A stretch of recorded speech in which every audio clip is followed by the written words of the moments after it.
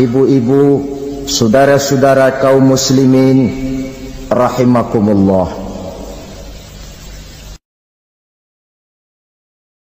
Di dalam kehidupan kita sebagai seorang muslim, minimal 5 kali dalam sehari semalam kita mendengar seruan untuk mendirikan solat yang disebut azan. Ada kalimat menarik di dalam kalimat azan itu, yakni seruan hayya 'alal falah, marilah menuju kepada keberuntungan, marilah meraih kemenangan. Seruan ini adalah kecenderungan dari setiap manusia, apapun warna kulitnya. Artinya, setiap orang dalam hidup selalu ingin meraih dan mencari kemenangan. Kemenangan akan melahirkan kepuasan batin, dan kepuasan batin memberikan kebahagiaan. Sedangkan kekalahan melahirkan penderitaan batin, dan penderitaan batin menjerumuskan seseorang di dalam berbagai bentuk kerugian. Jikalau inilah seruan azan, maka masalahnya ialah apa yang menyebabkan kita meraih kemenangan. Al-Quranul Karim memberikan tuntunan dan ajaran kepada kita bahwa orang-orang yang memperoleh kemenangan itu tidak lain adalah orang-orang yang bertakwa. Hanyalah mereka yang bertakwa kepada Allah Subhanahu wa ta'ala pada akhirnya akan tampil sebagai pemenang. Lalu siapa orang yang bertakwa itu? Dijelaskan dalam awal-awal Al-Baqarah, orang yang bertakwa yang akan meraih kemenangan.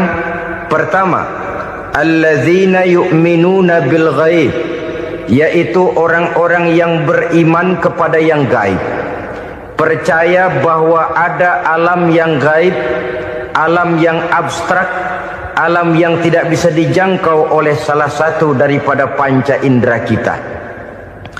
Mereka percaya dan beriman kepada adanya malaikat, beriman kepada adanya iblis dan jin, beriman kepada adanya alam kubur, beriman kepada adanya alam mahsyar, beriman kepada adanya alam akhirat, beriman kepada adanya surga dan neraka.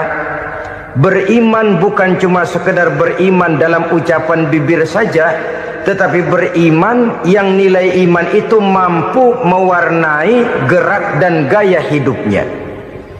Iman yang meresap sampai ke tulang sumsum, kemudian memberikan dampak positif di dalam kehidupan manusia. Alam, kita tahu, adalah sesuatu yang selain Allah, dan Allah bukanlah alam. Apapun namanya selain daripada Allah, itu adalah alam. Alam pada hakikatnya terbagi menjadi dua. Ada alam syahadah, alam nyata, alam konkret, alam yang bisa dijangkau oleh salah satu indera kita. Kemudian ada alam ghaib, alam yang tidak bisa dijangkau oleh panca indera kita, alam metafisika, alam abstrak, alam yang wajib kita imani keberadaannya. Kita percaya bahwa malaikat itu ada, kita percaya kepada jin, bahwa jin itu ada, kita percaya kepada adanya iblis dan setan. Bukan percaya kepada iblis dan setannya, percaya bahwa iblis dan setan itu ada. Itu termasuk salah satu daripada sifat orang yang bertakwa kepada Allah. Saudara-saudara kaum muslimin rahimakumullah, kecenderungan pembangunan yang lebih bersifat materialistis biasanya menggeser aspek kehidupan rohani. Orang berpikir empiri, dan dalam pola pikir yang demikian, maka alam gaib tidak lagi mendapat perhatian. Aspek kehidupan yang bersifat rohaniah malah mulai ditinggalkan. Akibatnya terjadilah kepincangan di dalam kehidupan kita. Pernah ada satu pengalaman pribadi dalam perjalanan kembali ke tanah air. Dalam pesawat di sebelah kanan saya duduklah seorang Jerman namanya Heiner Simonsen. Iseng saya ajak kenalan, saya ajak ngobrol, saya tanya dia. Saya bilang, Mas Heiner ini, kalau pesawat yang kita tumpangi ini jatuh ke bawah, kira-kira apa yang bakal terjadi, Mas? Dia bilang, kita semua akan mati. Begitu? Iya. Oke. Apa itu mati? Tanya saya. Dia bilang, untuk tahu apa itu mati, kita harus tahu lebih dahulu apa itu hidup. Saya pikir nih bule bisa ngomong juga. Baiklah kata saya. Apa hidup menurut Anda itu? Oh, hidup itu dia bilang, kalau seluruh anggota badan kita bekerja secara normal.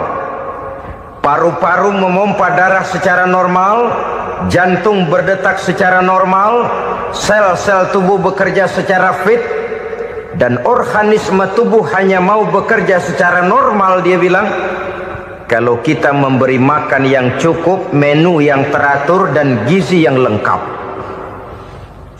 Saya bilang, kesimpulannya apa, Ner? Dia jawab, hidup adalah dari tangan ke mulut. Life is from the hand to the mouth, kata dia. Hidup adalah dari tangan ke mulut. Jadi masalah hidup tidak lebih daripada masalah isi perut. Orang pergi pagi, pulang sore, peras keringat, banting tulang, perut yang dibelain. Saya bilang, you are wrong. Sampean salah, Ner. Kamu orang Islam bukan? Bukan. Pantas. Kenapa saya salah? Dia bilang, ya jelas salah. Salahnya di mana? Kamu ini manusia. Kalau hidup cuma dari tangan ke mulut, saya bilang, kambing di kampung saya juga begitu pikirannya, Ner. Itu kambing di kampung saya, asal perutnya kenyang, sudah hidup dia. Perkara besok bagaimana, lusa prospeknya macam mana, bulan depan ada apa, kambing nggak pernah mikir. Di kampung saya kambing juga pikirannya begitu. Kamu Kristen ya? Tadinya. Loh kok tadinya, lalu apa sekarang kamu ini? Dia bilang, sekarang saya netral. Saya tidak beragama, tapi saya percaya kepada Tuhan sebagai pencipta alam. Saya ingat benar dia bilang, I haven't any religious, but I believe to God as the creator of the world. Kenapa bisa netral begitu, Ner? Habis saya bingung katanya. Islam bilang Islam baik, Kristen bilang Kristen baik, Hindu Buddha bilang Hindu Buddha baik, semua agama baik. Saya netral sekalian, nggak beragama. Yang penting saya percaya kepada Tuhan. Saya bilang, Ner, kamu ini kayak orang mau beli celana, lalu bingung. Yang satu bilang Levi's bagus, yang satu bilang Blue Jean hebat, yang satu bilang Wool England hebat. Celana ini hebat, celana itu bagus, celana ini hebat. Semua celana bagus, kamu bingung. Akhirnya netral, tidak pakai celana. Itu juga salah. Saya pikir-pikir, kemudian saya melihat bahwa dua pola berpikir Heiner ini nampaknya sudah mulai menggejala di lingkungan masyarakat bangsa kita. Disadari atau tidak, secara jujur kita harus berkata, dua pola pemikiran Heiner ini mulai berkembang di tengah masyarakat bangsa kita. Pertama, pola pikir materialisme. Hidup adalah dari tangan ke mulut. Masalah hidup tidak lebih masalah isi perut. Itu yang perlu dibela, dan disitulah arti kehidupan. Pergi pagi, pulang sore, peras keringat, banting tulang untuk mempertahankan perut. Kalau sudah kemari cara orang berpikir, maka buat apa percaya kepada yang gaib? Untuk apa sholat? Untuk apa puasa? Untuk apa zakat? Untuk apa menghadiri majelis taklim? Tanpa kepercayaan kepada yang gaib, hidup berjalan menurut alur empiris dan materialis. Kalau sudah ke sana cara orang berpikir, biasanya orang lalu cenderung menghalalkan segala cara. Hanyalah orang yang percaya bahwa akhirat ada, hanyalah orang yang percaya bahwa alam kubur itu ada, hanyalah orang yang percaya bahwa malaikat itu ada, hidupnya akan lebih terarah dan terkendali. Karena kepercayaan kepada yang gaib, yang merupakan fase daripada kehidupan setelah hidup yang sekarang ini, mewarnai gerak pribadi seseorang di dalam dia melakukan kegiatan hidupnya. Pola berpikir materialisme, disadari atau tidak, mulai menggejala di lingkungan masyarakat bangsa kita. Hidup tidak lebih dari urusan tangan ke mulut, mulut ke tangan, tangan ke mulut. Asal perut sudah kenyang, hiduplah sudah. Perkara bagaimana prospek hari yang akan datang, bagaimana akhirat, tidak jadi persoalan. Ini yang oleh Nabi diperingatkan, ad-dunya sijnul mu'min wa jannatul kafir. Dunia adalah penjara bagi orang beriman dan surga bagi orang kafir. Dulu di zaman Belanda hadis ini pernah disalah tafsirkan, disalah artikan, digunakan sebagai senjata untuk mengkebiri dan membuat impoten umat Islam. Sudahlah umat Islam gak usah macam-macam, kata Belanda. Dunia ini kan penjara buat orang Islam, surga buat orang kafir. Di penjara jangan bertingkah.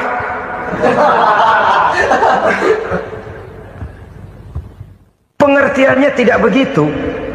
Dunia adalah penjara bagi orang mukmin. Artinya dalam kehidupan dunia seorang mukmin tidak bebas memperturutkan hawa nafsunya. Di penjara hawa nafsunya itu. Sebaliknya surga bagi orang-orang kafir.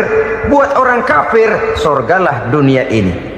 Mereka bebas memperturutkan hawa nafsunya. Dilarang tidak terlarang, dicegah pun tidak tercegah. Mereka hidup menurut alur bisikan nafsu mereka sendiri. Kemudian bila ajal datang, maut merenggut nyawa, selesailah surganya sampai di situ. Maka bagi orang-orang yang tidak percaya kepada adanya akhirat, kepada adanya alam gaib, surganya sebatas umurnya. Sekali lagi, surganya sebatas umurnya. Bila umur selesai, ajal pun datang merenggut nyawa, selesailah sudah surganya sampai di situ. Alangkah pendeknya perjalanan orang-orang yang tidak percaya kepada alam gaib ini.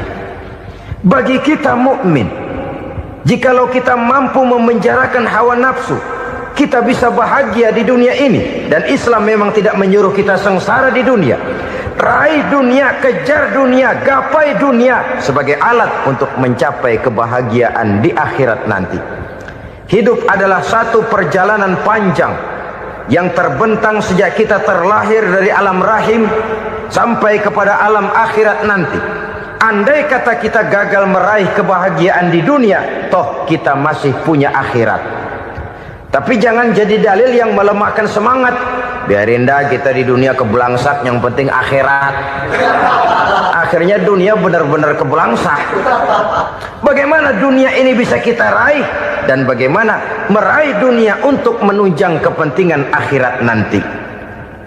Yang kedua, dari pikiran Heiner yang saya lihat menggejala di lingkungan masyarakat bangsa kita, timbulnya manusia-manusia netral.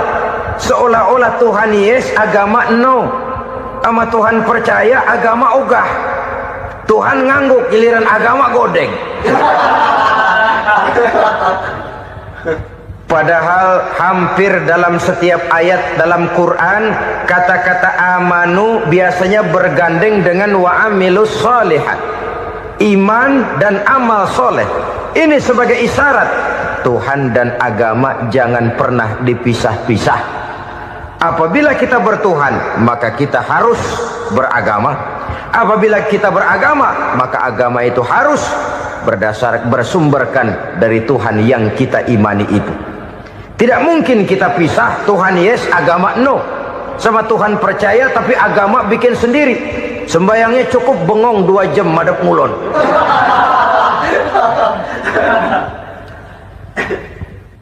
Saudara-saudara kaum muslimin rahimakumullah. Jadi dengan demikian, agama yang kita akui merupakan unsur mutlak di dalam pembangunan sekarang ini, merupakan bagian dari kehidupan yang menuntun kita bahwa di balik alam nyata ini, di balik alam syahadah ini ada alam gaib. Dan mudabbir, murabbi yang mengatur, yang menguasai, yang memelihara, baik dia alam nyata, baik dia alam gaib, tidak lain adalah Allah Subhanahu wa ta'ala. Di sana ada satu super power, satu maha kekuatan yang kita perlu bersandar kepadanya. Sebagai makhluk nyata yang hidup di alam nyata, berbuatlah secara nyata sebagaimana harusnya kita berbuat. Karena Islam jelas bukan agamanya orang pemalas. Islam jelas bukan agamanya orang yang mengajarkan setelah selesai sholat boleh duduk, nggelenggem ayam-ayam, ndelohom, menghitung bintang di langit sambil menunggu keajaiban. Tidak. Islam adalah agama yang mengajarkan apabila sholat sudah selesai kamu kerjakan, bertebaranlah di permukaan bumi, cari karunia Tuhanmu. Jangan hidup berpangku tangan menunggu keajaiban, karena hidup bukan undian. Jangan berharap untung besar tanpa mau peras keringat. Tapi di sebalik itu toh kita juga harus yakin bahwa di sisi usaha nyata yang kita lakukan ada satu super power, satu maha kekuatan gaib yang menentukan berhasil dan tidaknya usaha kita. Kepercayaan kepada hal semacam inilah yang mendorong kita untuk mempunyai sandaran vertikal, agar jikalau usaha ini berhasil, kita tidak lupa diri dan lupa daratan. Jikalau usaha ini gagal, kita tidak putus asa dan buruk sangka, tidak cupik pandangan dan sempit hati, tapi mampu melihat persoalan dengan kacamata putih sambil husnuzon kepada Allah Subhanahu wa ta'ala. Kita percaya malaikat itu ada. Ada yang namanya Raqib dan Atid, mengawasi gerak hidup kita sampai kepada gerak hati kita. Ini memberikan sugesti agar kita berhati-hati. Tidak sejengkal tanah pun kita bisa berlindung dari pengawasan Raqib dan Atid. Ada Munkar Nakir yang akan menyoal kita di alam kubur. Ada malaikat Malik, penjaga neraka. Ada malaikat Ridwan yang menjaga surga. Kita percaya kepada adanya jin, kita percaya kepada adanya setan, iblis. Percaya kepada adanya, bukan mempercayai si setan, si iblis lalu menjadikannya sebagai teman. Tidak. Percaya bahwa mereka itu ada dan merupakan makhluk Allah yang gaib, yang diciptakan Allah Azza wa Jalla. Kepercayaan kepada alam gaib memberikan motivasi terhadap gerak lahir manusia, sehingga dengan motivasi kepercayaan kepada yang gaib, gerak lahir jadi lebih terarah, jadi lebih terpelihara. Pernah seseorang bertanya, "Pak, apakah adanya akhirat bisa dibuktikan secara ilmiah?" Saya bilang tidak bisa, tidak bisa. Kenapa? Karena yang berangkat nggak pernah pulang kembali lagi. Kalau dia pulang kemari bisa kita tanya bagaimana enak di sono. Cuma secara moral saya katakan, lebih beruntung orang yang percaya kepada akhirat daripada yang tidak. Sekarang saudara percaya akhirat ada, lalu saudara baik-baik di dunia, sholat, puasa, zakat, menolong orang lain, menebarkan kebajikan. Saudara mati, andai kata akhirat tidak ada, toh dalam hidup saudara sudah berbuat baik. Paling tidak nama saudara akan dikenang sebagai orang baik. Sebaliknya, saudara percaya, kata saya, bahwa akhirat tidak ada, lalu hidup semau-maunya, tenggelam dalam maksiat dan munkarat, menentang Allah, tidak mau ruku dan sujud. Lalu saudara mati, kemudian akhirat ada, ayo mau apa? Bekal tidak punya. Jadi secara moral lebih beruntung orang yang percaya kepada adanya akhirat daripada yang tidak percaya. Dan itu alam gaib yang tidak bisa dibuktikan secara eksat. Jangankan untuk membuktikan seperti itu, dalam kehidupan sehari-hari saja yang kita rasakan tidak selalu berbentuk toh. Angin, bagaimana sih bentuknya angin? Kita tidak tahu. Merah, buktinya kalau dikerok merah. Yang merah itu kulit, yang kulit kita bukan anginnya. Sakit, rasa sakit itu ada, tapi bagaimana bentuk sakit kita nggak pernah tahu. Kalau kita makan cabai pedas, bagaimana bentuk pedas itu tidak ada, tapi rasa ada. Bentuk pedas hijau, cabenya bukan pedasnya. Tidak semua yang kita rasakan bisa kita gambarkan dalam bentuk yang konkret. Oleh karena itu, sekali lagi bahwa kepercayaan kepada alam yang gaib mampu memberikan satu sugesti yang menata kehidupan seseorang lebih lurus, lebih terarah, dan lebih terkendali. Maka wajar kalau kepercayaan kepada yang gaib mengantarkan seseorang untuk meraih kemenangan. Kenapa? Dia percaya kepada yang gaib, bahwa akhirat ada, bahwa alam kubur ada, bahwa pertanggungan jawab itu ada. Maka dia lalu tidak hidup saenae udele dewe gitu loh. Tidak hidup menurut seleranya sendiri, terarah, teratur. Ini cirinya yang pertama. Orang bertakwa yang akan meraih kemenangan, mereka beriman, mereka percaya kepada yang gaib. Bahkan hal-hal konkret saja selalu berangkat dari yang gaib. Saudara-saudara, para remaja, para pemuda sekarang ini tidak pernah tahu toh siapa yang akan jadi teman hidup saudara. Kita bisa saja ngerancang, mentargetkan, tapi toh akhirnya yang namanya jodoh bukan kekuasaan kita. Rezeki di luar kemampuan kita. Begitu juga ajal. Maut, jodoh, ajal adalah contoh-contoh konkret bahwa pada akhirnya yang gaiblah yang menentukan. Bertahun-tahun ngelancong, emang jodoh seret, nggak jadi. Begitu kenal baru setengah malam nginep ditangkap hansip kan. Hal-hal semacam itu kadang-kadang kita berpikir suuzon, gilet, perempuannya cakep banget, lakinya rebek amat. Memang begitulah jodohnya. Memang begitulah jodohnya. Saudara hadirin ma'asyiral muslimin yang saya hormati, jadi hal-hal yang konkret saja kita yakini sepenuhnya ditentukan oleh satu superpower yang gaib itu tadi. Dari sanalah segala ketentuan itu berangkat dan kesanalah segalanya akan kembali.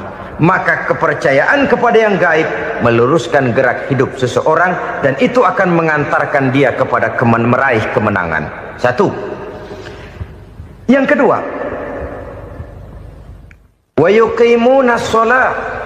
Orang bertakwa yang akan meraih kemenangan itu adalah orang-orang yang mendirikan sholat. Kenapa sholat mengantarkan orang untuk meraih kemenangan? Yang jelas, inna sholata tanha anil fahsya'i wal munkar. Sholat mampu mencegah manusia dari perbuatan keji dan munkar. Banyak filsafat hidup yang terkandung di dalam sholat ini. Sejak kita wudhu sampai kita menghadap ke arah kiblat, sampai kita melakukan gerak-gerak sholat, bacaan-bacaan yang ada di dalam sholat, lalu sampai kepada mengucapkan salam. Banyak filsafat hidup yang terkandung di dalam sholat. Umpamanya saja, setelah takbiratul ihram mulai kita dengan sholat dalam posisi berdiri, diajarkan dalam kitab-kitab fikih agar kita melihat ke arah tempat sujud. Ini kan filsafat kehidupan. Kalau kamu sholat dalam posisi berdiri, lihat tempat sujud. Jangan sholat mata jelalatan, sebab nanti bisa mengurangi kekhusyuan. Jadi wajar kalau yang dikatakan bahwa yang paling afdol adalah shaf yang di depan. Kenapa? Secara harfiah pengertiannya akan lebih mengundang kekhusyuan. Kenapa? Kalau kita di shaf paling depan di masjid umpamanya paling banter kita lihat tembok.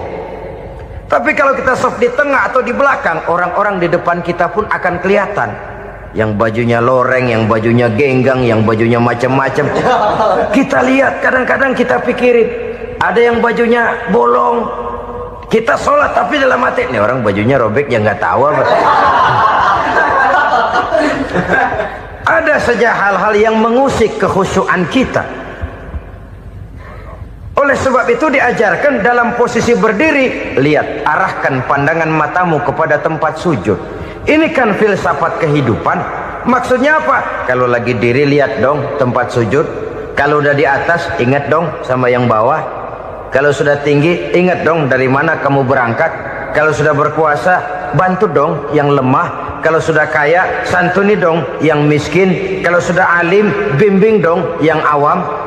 Ini filsafat kehidupan. Dalam posisi berdiri kau lihat tempat sujud.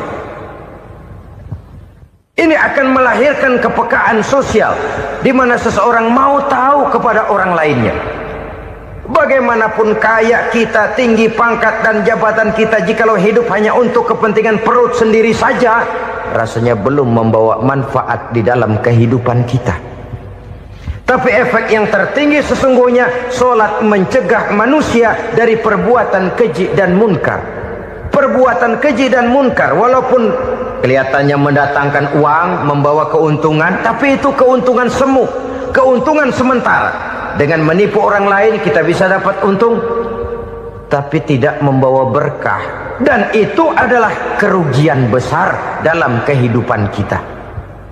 Maka untuk meraih kemenangan harus dimulai dengan membentuk kepribadian yang tegar, memiliki sandaran vertikal yang langsung kepada Allah Subhanahu wa ta'ala. Dan itu hanya bisa kita tempuh melalui jalur ibadah formal yang sudah ditentukan Allah, yakni solat yang 5 waktu. Untuk memperkuat itu ada solat-solat sunnah, rawatib, nawafil sebagai terminal-terminal kontrol cadangan untuk memelihara stabilitas temperatur batin di dalam kita berhubungan dengan zat yang maha gaib, yaitu Allah Subhanahu wa ta'ala. Orang sering bertanya, Pak, itu tetangga saya nggak sholat, duitnya nggak habis-habis, Pak. Nggak sholat tapi mobilnya tambah terus. Nggak sholat tapi usahanya makin maju. Tapi di sisi lain ada orang yang rajin sholat, rezekinya butak bener. Anaknya mana kurus, mana korengan. Saudara hadirin ma'asyiral muslimin rahimakumullah. Harus saya katakan bahwa solat memang bukan untuk cari duit. Solat adalah sandaran vertikal kita kepada Allah. Sedangkan soal rezeki itu berkaitan dengan sifat Allah maha pengasih dan maha penyayang. Allah maha pengasih, siapapun dikasih kalau mau usaha. Allah maha penyayang, tidak semua orang disayang oleh Allah Azza wa Jalla. Dan belum tentu banyak harta itu merupakan nikmat. Mungkin juga istidraj.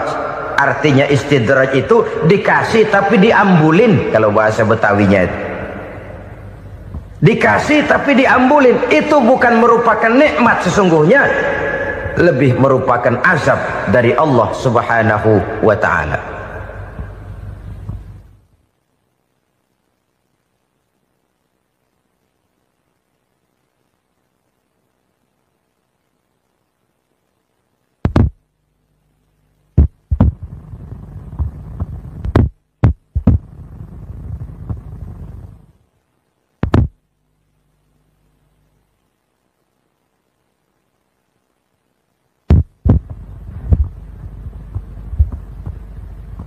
Agama mempunyai sistem solat, dan kita umat Islam telah dituntun oleh Allah Subhanahu wa ta'ala yang wajibnya 5 kali dalam sehari semalam mendirikan solat, dan itu tentu berada dalam jangkauan kemampuan manusia. Pada awalnya barangkali kita memang merasa solat itu satu kewajiban, tapi semakin kita hayati makna, manfaat dan filsafat yang terkandung di dalam ajaran solat, semakin sampai kita kepada keyakinan bahwa solat adalah keperluan kita. Sehingga pada waktu tertentu dinilai puncaknya, kita tidak lagi akan berkata saya wajib solat, tapi kita akan berkata saya perlu solat. Kalau kita sudah merasakan itu adalah keperluan kita, nah di sanalah kita baru akan merasakan ruginya kalau hal itu tidak kita laksanakan. Sepanjang kita masih berkata saya wajib sholat, kita akan lebih merasakan dia sebagai beban ketimbang sebagai keperluan. Yang jelas Allah tidak memerlukan ibadah yang kita laksanakan ini. Dengan kata lain, andai kata satu dunia penuh ini orang tidak ada yang sholat satu pun, Allah tidak akan turun dari jabatan Tuhan. Jangan lalu berpikir kalau kita ngambek se-RW kagak sembahyang Tuhan tekor kali ini ya. Tentu tidak. Itu perlunya kita, bukan perlunya Allah. Dan pada induknya kita akan berkata, saya perlu agama.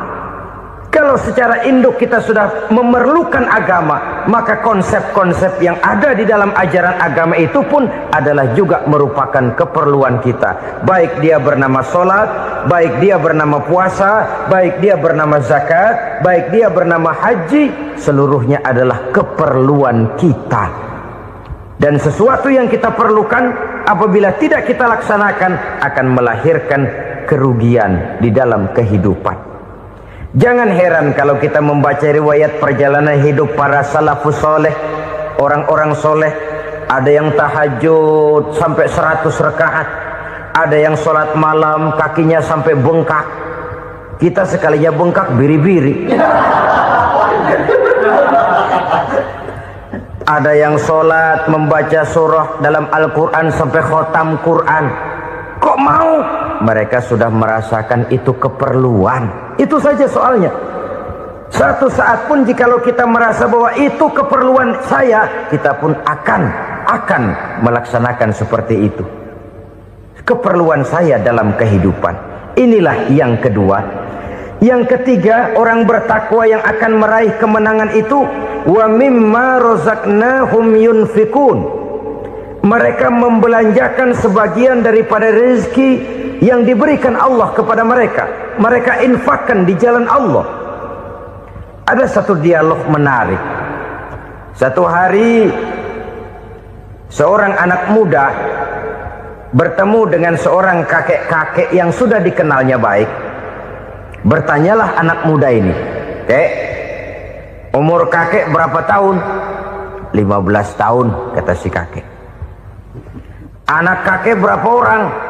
1. "Harta kakek berapa banyak?" 15 juta. Si anak muda ini bengong, lalu protes, "Kok kakek bohongin saya?" "Kenapa?" "Saya tahu umur kakek 70 tahun. Kenapa ngaku 15? Saya tahu anak kakek 5. Kenapa bilang 1? Saya tahu kakek miliuner, miliaran uang kakek. Kenapa ngaku cuma 15 juta? Begini, kata si kakek tadi. Benar, umur saya 70 tahun. Tapi dari umur yang 70 tahun itu baru 15 tahun terakhir ini saya merasakan ibadah kepada Allah. Meninggalkan maksiat, jauh dari segala macam munkarat. Maka yang 15 tahun inilah yang benar-benar saya rasakan sebagai umur saya. Benar anak saya 5, tapi yang 4 susah diatur. Cuman 1 rasanya nih yang bakal jadi si buah hati belahan jantung, berlanjut cerita penerus sejarah. Cuma 1 ini yang saya harapkan, yang akan jadi anak soleh, yang akan membuat saya menerima pensiunan pahala. Kalau yang 4 apek dah, nggak ada harapan. Yang 1 nyekek botol melulu. Oh begitu, iya. Lalu kenapa kakek bilang harta kakek cuma 15 juta padahal saya tahu kakek uangnya miliaran, depositonya banyak? Ya karena 15 juta itulah yang saya ingat yang pernah saya belanjakan di jalan Allah. Saya merasa itulah harta saya yang sebenarnya. Yang miliaran yang saya simpan di bank kelak, kalau satu saat saya mati akan jadi rebutan di antara anak-anak saya. Iya kalau anak saya soleh kayak yang 1 ini. Kalau yang 4 tadi udah tulen dia bakal berantem dah berebut tuh. Jadi 15 juta yang saya belanjakan di jalan Allah inilah yang saya merasakan benar-benar harta saya yang sesungguhnya. Dialog ini patut menjadi bahan renungan kita bersama. Diberikan kita umur 40, 50, 60, 70, 80. Berapa tahun dari umur yang diberikan itu yang jalan mulus, yang kita gunakan untuk melaksanakan ibadah? Banyak harta kita simpan di bank, di lemari, di dompet, di tas. Tapi berapa yang sudah kita depositokan di jalan Allah yang akan menemani kita di hari kita kembali nanti? Maka orang bertakwa yang akan meraih kemenangan, wa mimma razaqnahum yunfikun, mereka membelanjakan sebagian dari rezeki yang diberikan Allah di jalan Allah subhanahu wa ta'ala. Ma'asyiral muslimin rahimakumullah, zahirnya memang kita memberikan kepada orang lain, tapi hakikatnya kita menyimpan untuk diri kita sendiri. Kita memberikan kepada yatim piatu 25.000. Zahirnya kita memberikan si yatim, hakikatnya kan kita cuma nyimpan. Saya berikan, titip kepadamu, ini untuk saya di akhirat. Kau boleh belikan baju, kau boleh belikan untukmu makan, kau boleh bayarkan sekolahmu.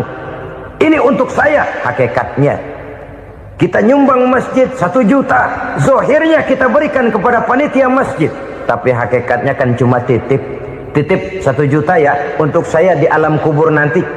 Silahkan kau boleh belikan semen, ini uang, belikan besi, belikan pasir. Saya cuma sekedar titip untuk kepentingan saya.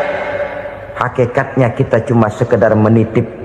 Sebagaimanapun pada hakikatnya, apapun yang kita miliki dalam kehidupan kan cuma sekedar hak guna pakai, bukan hak milik mutlak.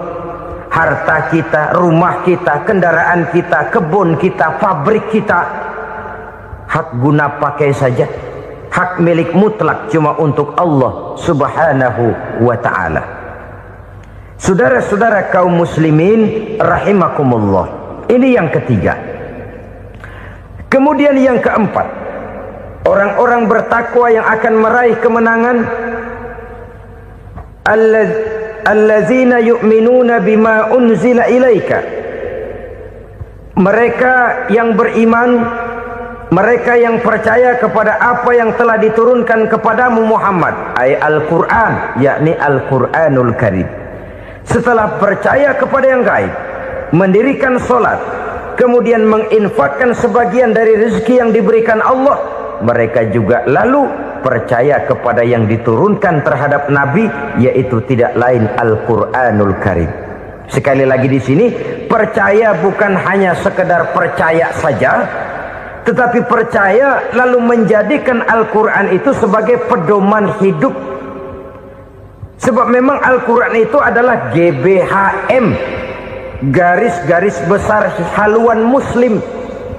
Apa yang harus kita lakukan, apa yang harus tidak kita lakukan, bagaimana mestinya kita bertingkah laku dan berbuat, seluruhnya tercantum di dalam Al-Quranul Karim. Itu sebabnya ketika satu hari Aisyah ditanya bagaimana akhlak Rasul, beliau menjawab, kana Rasulullah sallallahu alaihi wasallam khuluquhul Quran. Akhlak daripada Rasulullah tidak lain adalah Al-Quran. Jawaban simpel ini memberikan gambaran bahwa keseluruhan daripada konsepsi Quran sudah diterjemahkan dalam kehidupan Rasulullah sallallahu alaihi wasallam. Karena kita tahu akhlak adalah keseluruhan dari gerak hidup manusia. Sejak ia berpribadi, berumah tangga, bertetangga, bermasyarakat, sampai kepada berbangsa dan bernegara, Al-Quran tetap memberikan sentuhan nilainya. Oleh karenanya, orang-orang yang bertakwa adalah orang-orang yang menjadikan Al-Quran sebagai pedoman dalam kehidupannya. Dan kita yakini Al-Quran diturunkan kepada Nabi Muhammad bukan merupakan produk Nabi Muhammad. Isi dan redaksinya langsung dari Allah subhanahu wa ta'ala. Kemudian cirinya yang kelima, orang bertakwa yang akan meraih kemenangan itu, wa ma unzila min qablika, tidak hanya sekedar percaya kepada yang diturunkan terhadap Nabi Muhammad yaitu Al-Quran, mereka juga percaya kepada apa yang pernah diturunkan kepada para nabi, kepada para rasul sebelum Nabi Muhammad. Percaya kepada adanya suhuf, percaya kepada adanya Taurat, percaya kepada adanya Injil, percaya bahwa Allah dahulunya sudah menurunkan Taurat kepada Musa, percaya bahwa Allah sudah menurunkan Injil kepada Isa, percaya Injil ada, Taurat ada, diturunkan Allah untuk Isa dan Musa, tetapi tidak wajib mengamalkannya karena kita sudah diberikan Al-Quranul Karim. Ini yang perlu saya garis bawahi. Kita percaya Allah telah menurunkan Injil dahulu kepada Isa. Kita percaya bahwa Allah telah menurunkan Taurat dahulunya kepada Nabi Musa. Kadang-kadang ini dijadikan dalih, dikacaukan pengertiannya. Quran saja mengajarkan bahwa orang yang bertakwa harus percaya kepada Injil, maka pakailah Injil. Apalagi kalau ayat sebelumnya ditilap, dihapus, dihilangkan, Injilnya yang ditekankan, maka akan terjadilah penekanan yang salah arah. Karena salah arah akhirnya bisa merusak dan menghancurkan akidah. Ketika Rasul suatu saat pernah ditanya orang, "Ya Rasul, bagaimana sikap kita sebagai muslim terhadap Injil yang ada sekarang?" Beliau menjawab, "La tukadzibuhu jami'an wa la tusaddiquhu jami'an." Jangan didustakan seluruhnya, jangan juga dibenarkan semuanya. Artinya, ini sudah merupakan gambaran dari Rasul bahwa dalam Injil yang ada sekarang masih ada ajaran-ajaran tauhid yang dibawa oleh Nabi Isa dan diajarkan kepada umatnya. Tapi juga dalam Injil yang sekarang ini sudah terkena intervensi dan investasi manusiawi. Karena itu Rasul menyimpulkan, la tukadzibuhu jami'an wa la tusaddiquhu jami'an. Jangan didustakan semua, jangan dibenarkan seluruhnya. Kita memang percaya Allah telah menurunkan Injil kepada Nabi Isa dulu, tapi kita tidak wajib mengamalkan Injil. Kita percaya Allah telah menurunkan Taurat kepada Nabi Musa, tapi kita tidak wajib mengamalkan kitab ajaran Taurat. Yang wajib kita percayai dan kita amalkan hanyalah Al-Quranul Karim. Kenapa? Oleh karena baik yang ada di dalam Taurat, baik yang ada di dalam Injil, tentu tercakup di dalam Al-Quran sebagai kitab terakhir yang diturunkan oleh Allah Subhanahu wa Ta'ala. Dan itu wajar. Kalau seorang pejabat mau mengeluarkan satu keputusan baru, tentu dia harus meninjau keputusan-keputusan lama. Andai kata dianggap tidak berlaku, dianggap tidak relevan lagi, maka keputusan-keputusan lama itu tentu sudah dianggap tidak berlaku. Sebagian daripada aturan-aturan dalam keputusan lama yang masih dianggap relevan tercantum dalam keputusan baru yang wajib diamalkan. Begitulah hubungannya antara Al-Quran, Taurat, Zabur, dan Injil. 4 kitab samawi yang diturunkan Allah masing-masing kepada Zabur untuk Nabi Daud, Taurat untuk Nabi Musa, dan Injil untuk Nabi Isa alaihi wassalatu wassalam. Ketiga-tiga kitab itu kita percayai adanya. Kita yakini Allah telah menurunkan Zabur, Taurat, dan Injil. Tapi kita tidak wajib mengamalkannya. Yang wajib kita mengamalkannya sekarang ini tidak lain hanyalah Al-Quranul Karim saja. Karena ia mencakup apa yang ada di dalam Zabur, apa yang ada di dalam Taurat, dan apa yang ada di dalam Injil. Keotentikannya bisa dipertanggungjawabkan. Ya, tapi kan Nabi Muhammad sudah mati 14 abad yang lalu, dan di zaman beliau Al-Quran kan belum dikodifikasikan, belum ditulis. Bagaimana keotentikannya bisa dipertanggungjawabkan? Mudah saja. Allah berjanji, inna nahnu nazzalna dzikra wa inna lahu lahafizun. Kami yang menurunkan Al-Quran dan kami yang akan menjaga dan memeliharanya. Allah turunkan Quran, Allah menjaganya. Bagaimana cara Allah menjaga Al-Quran itu? Banyaknya orang-orang yang hafaz Al-Quran. Hafaz Al-Quran 30 juz, 114 surah, 6.666 ayat. Sehingga jangankan satu kata, Jangankan satu ayat, satu kalimat saja berubah, sudah akan timbul reaksi dan mudah dimengerti. Kenapa? Banyak orang-orang yang hafaz Al-Quran. Sedangkan pada setiap akhir tahun biasanya malaikat Jibril selalu mengadakan checking terhadap ayat-ayat yang diturunkan pada waktu itu. Di zaman Nabi sendiri sudah ada usaha kodifikasi. Dan yang lebih luar biasa lagi, sampai hari ini tidak seorang pun mampu membuat satu ayat saja semacam Al-Quran. Ke bahasa manapun dia diterjemahkan, naskah aslinya tetap ikut, rujukan dasarnya tetap ada.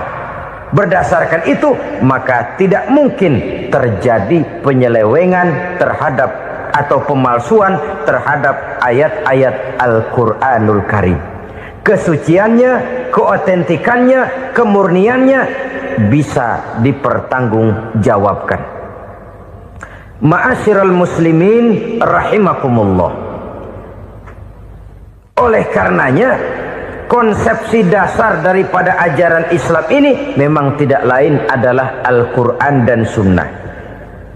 Isi daripada agama Islam yang merupakan iman, Islam dan ihsan, konsepsi dasarnya tidak lain adalah Al-Quran dan Sunnah Rasulullah Sallallahu Alaihi Wasallam. Maka yang kita perlukan sekarang ini adalah terjemahan Al-Quran di dalam kehidupan kita.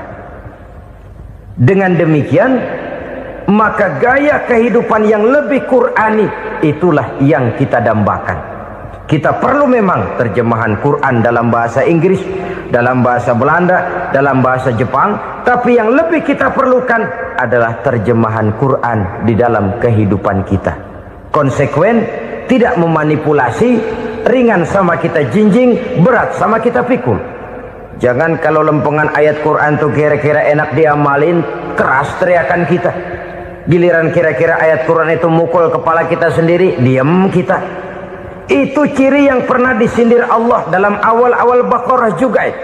Ciri beragamanya orang yang munafik. Kullama adha'a lahum masyawfi, kata Allah. Wa iza azlama alaihim qamu.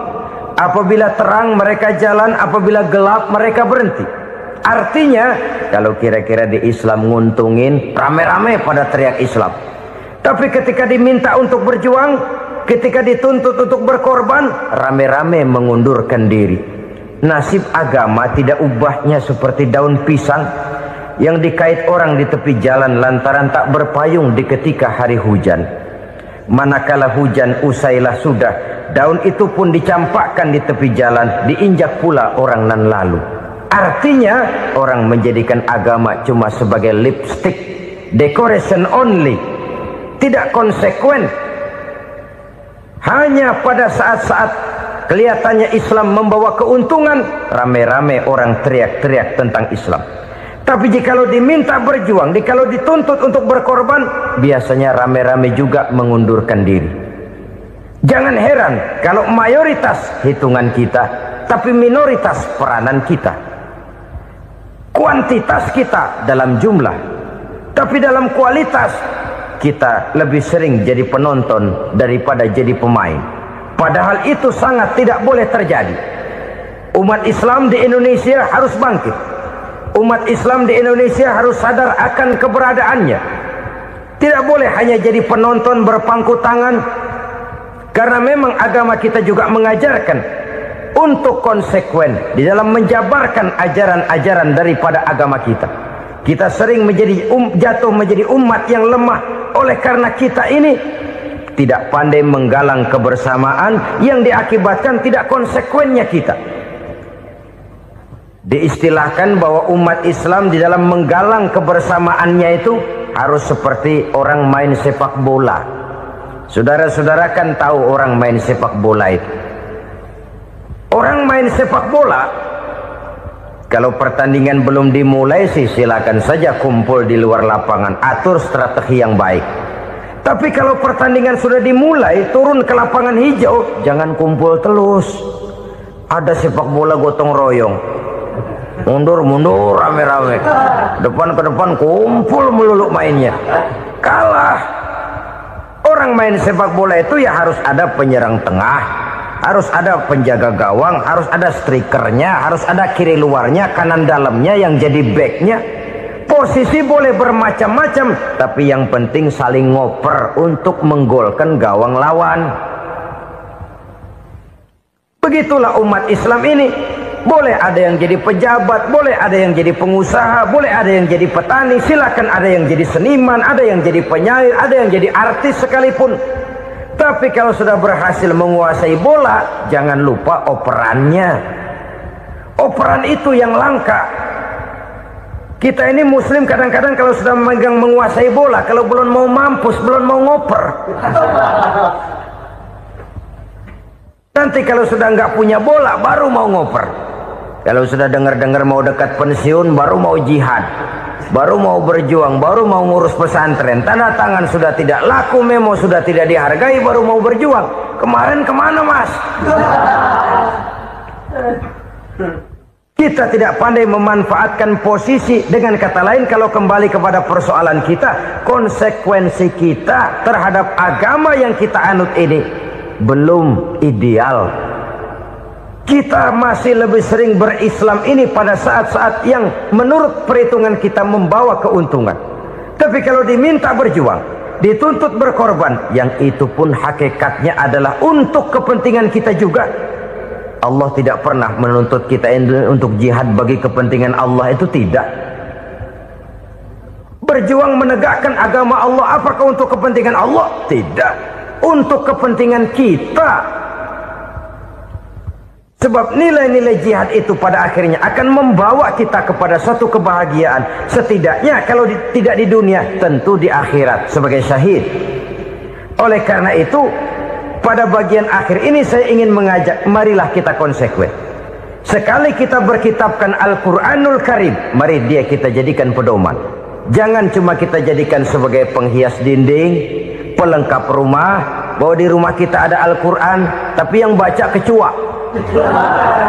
Habis pada bolong tuh Quran. Yang penting kan punya Quran. Ditaruh di pintu rumah. Biar apa? Biar kuntilanak kagak masuk katanya. Ya apa itu nasib Quran, cuma kerjanya jaga pintu, ngusir kuntilanak, ngusir memedi. Bagaimana kita hidup menurut tuntunan Al-Quran? Kadang-kadang tidak pernah menjadi masalah bagi kita. Maka bagaimanakah Al-Quran akan mungkin membawa keberkahan dalam hidup kalau ajarannya kita injak-injak dalam keseharian kita? Mewujudkan gaya hidup yang lebih Qurani, itulah yang akan kita rintis di dalam kehidupan kita. Bertahap, step by step, menurut kemampuan yang ada pada kita. Jika jalan ini tidak bisa kita selesaikan, percayalah akan ada generasi penerus yang akan melanjutkan usaha dan cita-cita mulia itu. Jadi percaya kepada Taurat, percaya kepada Injil, sekadar percaya Allah dahulunya sudah menurunkan itu, tapi kita tidak wajib mengamalkannya. Kenapa? Generasi Injil masa berlakunya sudah kedaluarsa. Taurat masa berlakunya sudah kedaluarsa. Injil pernah berlaku untuk orang Nasrani di zaman Nabi Isa. Taurat pernah berlaku untuk orang Yahudi di zaman Nabi Musa. Setelah generasinya berlalu, datang Rasul penutup yang membawa Al-Quranul Karim. Maka Al-Quran itulah yang berlaku menjadi pedoman sampai hari akhir nanti. Jangan jauh dari Al-Quran, karena apabila ini kita lakukan, maka kita akan kembali kepada satu gaya hidup yang jauh dari tuntunan agama, dan itu artinya kita akan semakin jauh untuk meraih kemenangan. Saudara-saudara kaum muslimin rahimakumullah. Yang keenam, yang terakhir, orang-orang bertakwa yang akan meraih kemenangan itu wabil akhirati hum yuqinun. Mereka percaya, mereka yakin seyakin-yakinnya akan adanya hari akhir, di mana seseorang akan mempertanggungjawabkan seluruh perbuatannya di dalam hidup ini. Dan tidak ada satu perbuatan yang bagaimana kecilnya sekalipun yang tersembunyi dalam pandangan manusia yang tidak akan dibukakan persoalannya di mahkamah Qadi Rabbul Jalil di akhirat nanti. Itulah sebabnya maka percaya kepada akhirat disebut secara khusus. Padahal di awal tadi sudah dijelaskan yu'minuna bil ghaib, percaya kepada alam gaib, dan alam gaib ini termasuk akhirat. Kenapa pada bagian akhir disebut lagi akhirat? Karena ternyata bahwa kepercayaan kepada adanya akhirat merupakan induk dari kepercayaan terhadap adanya malaikat, setan, jin, dan lain sebagainya, dan akan lebih memberikan sugesti dalam kehidupan manusia untuk meluruskan gerak hidupnya. Jikalau suatu saat tergerak hati akan berbuat kejahatan, ingin mencuri, sadarlah, awas ada akhirat. Sebab kalau kita cuma teriak awas ada polisi, itu cuma tertunda sementara, begitu polisi meleng embat. Kalau kita ingin berbuat jahat cuma berteriak awas ada hansip, cuma sementara ketika hansip itu ada. Tapi kalau ceritanya awas ada akhirat, mau menyeleweng awas ada akhirat, mau berjudi awas ada akhirat, mau mencuri awas ada akhirat. Keyakinan yang akan meluruskan gerak hidup manusia sehingga gerak itu jadi lebih terarah dan terkontrol, tidak merugikan baik diri sendiri, lebih-lebih orang lain. Ternyata bahwa kepercayaan kepadanya adanya hari akhirat sanggup menjadi sumber daya kontrol dari kehidupan manusia, sehingga ia tidak terjebak dalam perbuatan maksiat dan munkarat. Saudara-saudara kaum muslimin, inilah saja yang kita bicarakan pada pertemuan kali ini. Semoga Allah subhanahu wa ta'ala memberikan kekuatan zahir dan batin kepada kita untuk dapat meraih kemenangan dengan beriman kepada yang gaib, mendirikan solat, membelanjakan sebagian dari rezeki yang diberikan Allah, percaya kepada Al-Quran, beriman kepada kitab-kitab yang diturunkan sebelum Al-Quran, lalu meyakini adanya hari akhirat. Terima kasih atas segala perhatian, mohon maaf atas segala kekurangan. Usikum wa nafsi bitaqwallah. Wassalamualaikum warahmatullahi wabarakatuh.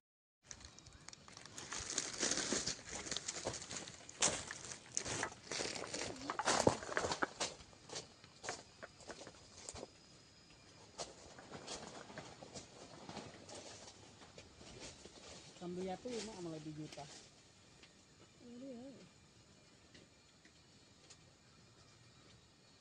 Aku beli apa ya, nggak tahu jadi berapa.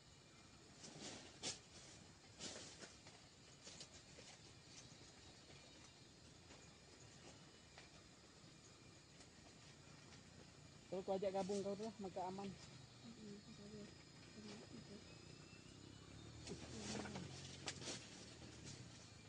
Mak semegi, mak ngapain dulu.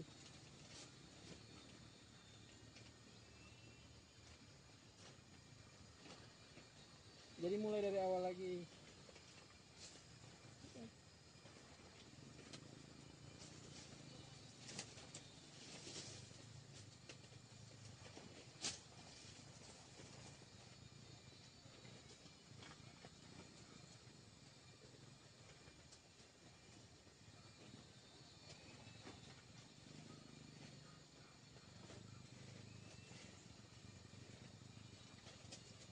Kau jual di mana kau ini? Mak? Kau di Tebu apa di sini? Harga 60 di sini, di Tebu 58.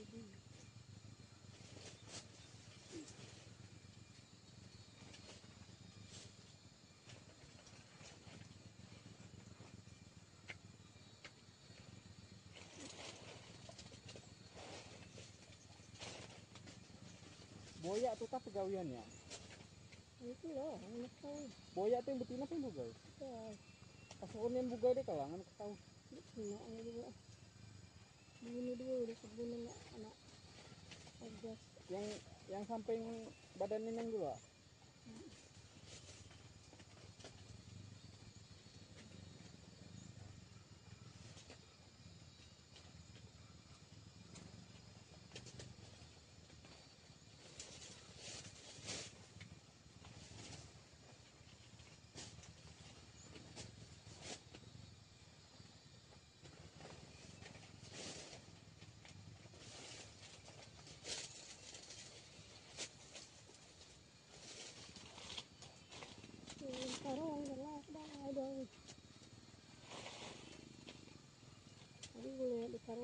terus, dia pernah diputar ya.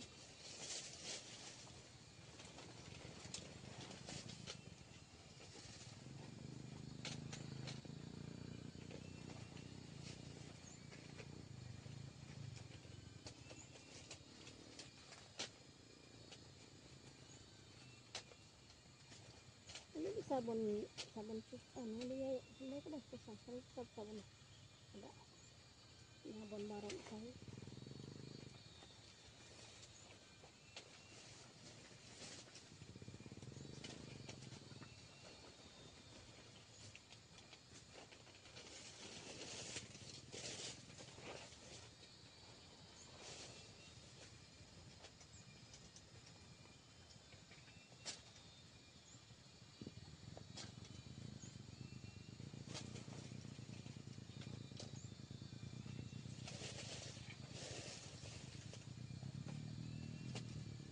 Ikannya ini.